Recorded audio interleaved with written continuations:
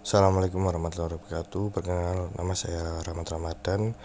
Saya akan mempresentasikan mengenai proposal kompetisi bisnis manajemen dan keuangan dengan optimalisasi potensi bisnis berkelanjutan, kajian biobriket dari limbah kulit pisang dan bonggol jagung dengan perekat kanji untuk mengatasi tantangan lingkungan.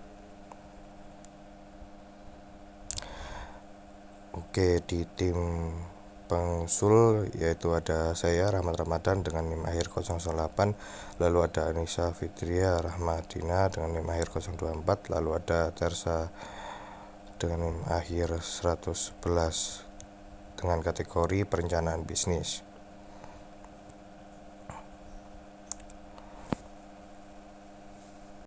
Oke, untuk latar belakang yaitu di banyak negara tropis termasuk Indonesia terdapat sampah organik seperti kulit pisang dan tonggol jagung yang sangat melimpah. Namun pengelolaan bahan limbah ini tidak optimal dan sering menyebabkan pencemaran lingkungan.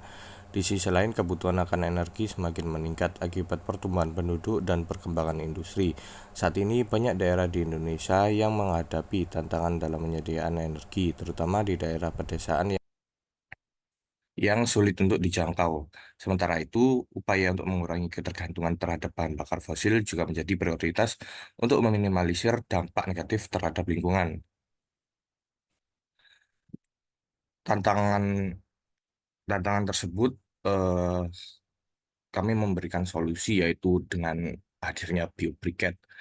Dengan hadirnya biobriket tersebut dapat mengurangi sampah organik yang menyebabkan limbah atau gangguan kepada sistem lingkungan.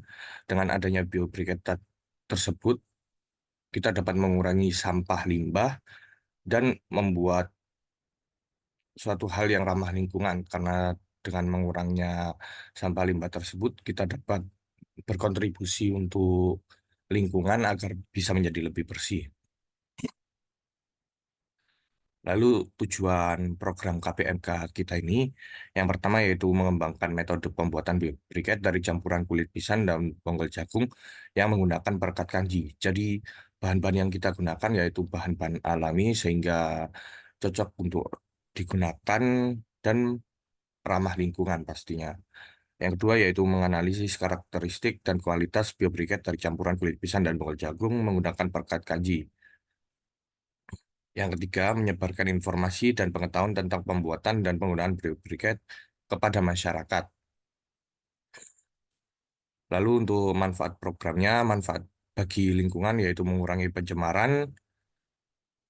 Yang kedua yaitu penyediaan bahan bakar alternatif yang ramah lingkungan. Yang ketiga yaitu mengurangi emisi gas rumah kaca. Lalu untuk manfaat ekonominya sendiri, yaitu meningkatkan nilai ekonomi limbah kulit pisang dan bonggol jagung, menciptakan peluang usaha baru bagi masyarakat, dan meningkatkan pendapatan masyarakat terutama di daerah pedesaan yang dimana notabene di daerah pedesaan itu biasanya terdapat bonggol jagung dan kulit pisang yang tidak mereka gunakan dan biasanya mereka buang begitu saja di tempat-tempat tertentu tanpa ada proses pengolahan lebih lanjut supaya tidak dapat mencemari lingkungan seperti itu. Lalu untuk manfaat sosialnya meningkatkan kesadaran masyarakat tentang pentingnya pengelolaan limbah yang ramah lingkungan, meningkatkan akses masyarakat terhadap bahan bakar yang terjangkau dan ramah lingkungan. Lalu bab 2 ini ada gambaran umum rencana usaha yang poin satu yaitu potensi sumber daya. Sumber daya dari kulit pisang bisa didapatkan dari pedagang kaki lima yang menjual gorengan pisang karena pedagang hanya menggunakan buahnya saja. Lalu untuk bongkolnya bisa didapatkan dari pasar maupun petani yang menjemur jagung dan hanya digunakan biji jagungnya saja. Sehingga bongkol jagung yang tidak digunakan dapat dijadikan sebagai bahan baku biobriket seperti itu. Lalu untuk deskripsi produknya yaitu biobriket adalah produk padat berbentuk briket yang terbuat dari bahan bahan biomasa seperti serbuk kayu, serbuk gergaji, jerami, kulit pisang, dan bonggol jagung yang kemudian dipadatkan menggunakan tekanan tinggi dengan menggunakan perekat kanji. Produk ini diharapkan dapat menggantikan peran arang batok kelapa maupun kayu bakar yang dinilai sebagai penyebab polusi udara dan rusaknya lingkungan. Lalu keunggulan produk biobriket ini yaitu ramah lingkungan dan efisiensi pembakaran. Jadi kita akan berusaha mengurangi limbah limbah dari bonggol jagung, kulit pisang dengan cara membuat biobriket ini. Dan untuk ketahanan dari biobriket ini bisa bisa dibandingkan dengan arang batok kelapa. Jadi dengan adanya biobriket ini tidak mengurangi fungsi dari arang, tapi dengan adanya biobriket ini bisa menjadi kita bisa mendapatkan manfaat lebih banyak dari ramah lingkungan, efisiensi pembakaran, tahan lama, dan tidak ada asapnya itu sangat sedikit seperti itu. Lalu untuk peluang pasarnya, untuk peluang pasar, untuk key partnernya yaitu dari pedagang gorengan dan petani untuk kita mendapatkan bahannya itu. Lalu key activity-nya yaitu mengumpulkan seluruh faktor produksi mulai dari bahan baku hingga peralatan, melakukan proses produksi, melakukan promosi produk biobriket, pemasaran serta penjualan. Nah, untuk promosi pemasaran ini kita akan mulai di nasional dulu, tapi tidak menutup kemungkinan kita akan eh, banyak untuk mengekspor, karena dilihat dari kebutuhan ekspor, eh, dilihat dari minat orang luar negeri untuk menggunakan biobriket, karena di luar negeri masyarakat banyak menggunakan briket untuk membakar sesuatu, eh, dan bisa saja biobriket juga lebih mereka tertarik karena biobriket ramah lingkungan tadi dan harga lebih murah daripada briket biasa seperti itu.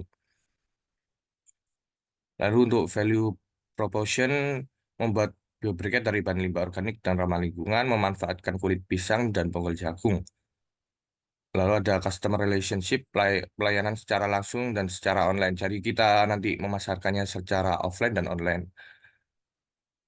Lalu untuk pemberian diskon pada pembelian pertama, mungkin untuk menarik minat dari para pembeli, kita akan memberikan diskon supaya mereka bisa lebih tertarik dan bisa mencoba sendiri bagaimana kualitas yang kita tawarkan seperti itu. Lalu masuk ke metode pelaksanaan. Untuk metode pelaksanaan waktu dan tempat, waktu yang digunakan membuat produk biobriket ini membutuhkan sekitar 2 hari, yaitu mulai dari pengeringan, pembakaran hingga pencetaan biobriket. Lalu untuk proses pengemasan biobriket ini menggunakan mika yang dapat menampung biobriket sebesar 1 kilo. Jadi kita menjualnya 1 kilogram.